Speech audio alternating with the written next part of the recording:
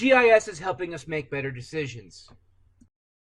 Now, of course, we can think about better decisions at a variety of levels, at the local level, at the individual level. And so we always do this. I don't know if you do this, but before I go on a trip, I go ahead and I type in and find out, okay, here's the routes. And so essentially what it does is this Google Maps is creating a computer algorithm, so computer programming, which is another increasingly advantageous trait to have for GIS, is be able to do computer programming. Essentially does all the all the stuff behind the scenes for this map to crank out. Well, here's the best route if you go by car. Here's the best route if you I guess take a train. Here's the best route if you fly. Here's the best route if you walk, I guess. So you can then look at different routes. You can then say, well, what if I want to go through here? All of that are computer programs that also you have people punching in real time. Well, here's an accident here. Here's a toll here. And so essentially all of this mass amount of data, which is being stored in a computer, which is being stored on a server, which can crank out this information in no time. So boom, Indianapolis, Indiana, where's that bar that I love going to in Key West? Boom, this is how to get there. This is how long it takes. And that's essentially instantaneous information. This was impossible 20, 30 years ago. And so computers can store all this information so that at any location I can crank in two places, put them in, type them in, and get a result in no time. But it's also better decisions in a variety of fields with some examples here. First off, airports. Airports are learning a whole lot more about the security vulnerabilities in their particular buildings, and so on their properties. And so they're doing a much better job as far as understanding flow of passengers as they move through the airport and eventually get to their plane. So understanding more about flow dynamics, adding in real-time information. Because when we think about, for example, terrorism, that's something that, the security is obviously very, very important. Further, various ports, for example, San Diego's port, has actually improved its efficiency by utilizing GIS, by utilizing computer mapping. Much more better as far as their observations of various ships coming in and out, so they can make more informed decisions.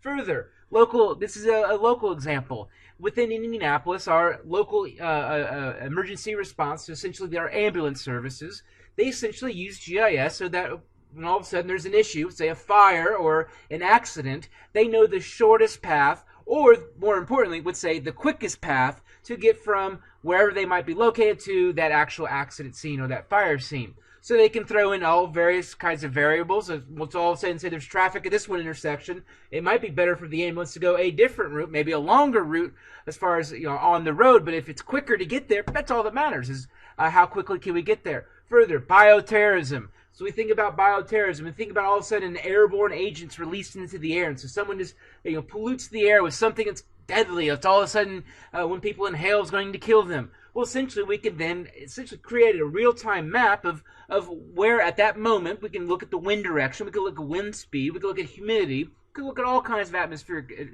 characteristics to then see, okay, well, where would this particular airborne agent, whatever, where might it be the most impactful? Where might it be heading towards, let's say, so that we can then alert those people over there in those particular areas. All kinds of social research. And I got a whole lot more examples to follow. Further, when we think about forest fires, and so understanding similarly to how airborne, when we think about air pollution or we think about a bioterrorism agent, forest fires are being, are the solutions to, to taking care of them, putting them out, are becoming much more efficient, much better, because we now know as far as wind direction, forest, heat, so the kind of fuel, the various tree types that might be in a particular area. Further, teachers. Teachers, this GIS, as you're going to find out when you made your Google map, this is pretty simple to do. Making computer maps, it ain't that hard to do. And so K through 12 education is benefiting, especially when we think about geographies, which is often neglected at the K through 12 level. It's becoming much better as far as being explained, but a hands-on tool. And for those in the education world, project-based learning and hands-on learning, that's what it's all about. That's the good stuff that we're all looking for. And so all of these are various examples, but at our own department here in geography, for example, what they've done is they've looked at where people use their asthma inhalers. So what they've done is they attach GPSs to people's asthma inhalers with the idea that if they're using them, then they're having an asthma attack. So over time, what they do is they build up this database of where all these people are using their asthma inhalers with maybe there's a certain environmental characteristic that explains that. Further, where are certain cancers located? Well, why is this cancer much more prevalent here than there? I'm not saying it's going to answer all the questions when we try to cure cancer, but it's once again a solution towards that. It's a simple example to showcase GIS, and so there is a tornado path that came ripping through the city of Washington in Illinois. And so here's one of my buddies from undergrad who was a geography major, and now he works for the city of Washington, Illinois. And so they have the database, they have the map of all the entire community, the roads, all the property lines, the houses. And so what they do is then when they put in the path, they overlay the path on top of this. They can start looking at areas and start identifying specific neighborhoods and homes that should get disaster relief. For particular areas that maybe where it's no longer safe to live, areas that have been damaged because of this tornado path. And so once again, using these various maps, using these tools to create this information is much more powerful, but also quicker to do than the old days. To make this map would take almost 2 months, 3 months just to do. Now we're trying to make more informed decisions. And so with that in mind, let's just think about 3 things that you would want to know about an area in deciding or answering this particular question. Where would you build an extremely expensive restaurant in Indianapolis or metropolitan Indianapolis? So some things you would want to know, or some things, or let's say some maps you would want. You would first want a map of, well, where all the wealthy people live? Where are the people with money? Who are the people who would be willing to go to an extremely expensive restaurant? Where are they found? Another thing you might wonder, well, where are the large businesses or corporations found? Because oftentimes, people schmooze and people, have business deals, and so they take clients out to restaurants to try to win that deal or try to sell that bid or whatever. And so essentially, we also have the idea, well, we would want to build it where we have a bunch of businesses, a bunch of people who want to spend the corporate, spend money from the corporate account on Fogo de Chao or some expensive restaurant. Further, we'd also want to know, well, where are the expensive hotels? And so you probably kind of want to piggyback on that idea. Well, we probably, wherever the expensive restaurants are, might be, where people are staying. So let's find out where the expensive hotels are, where people with a lot of money might be staying. And so all of this helps us to make a more informed decision. And I think most of us would agree that probably Carmel or downtown Indy would be the good place for a extremely expensive restaurant. And so essentially, each of these individual maps is a layer. And so for me to make an informed decision, I would take all these layers, I'd take these 3 specific layers together and help to make my more informed decision as far as where to locate the restaurant. Next up, where would we build a large manufacturing plant? So first off, where would we have large areas of undeveloped cheap land? Think about a manufacturing plant. They're typically real big things. They're not real small little factories. They typically take up a lot of land. And so where can we find large undeveloped areas of cheap land? That'd be the first thing we would look for. Find a map of that. Secondly, well, where do we have manufacturing workers? And so where might we find in the city or Metro Indy where we might find more people who would be, have the skill set to work in a manufacturing plant?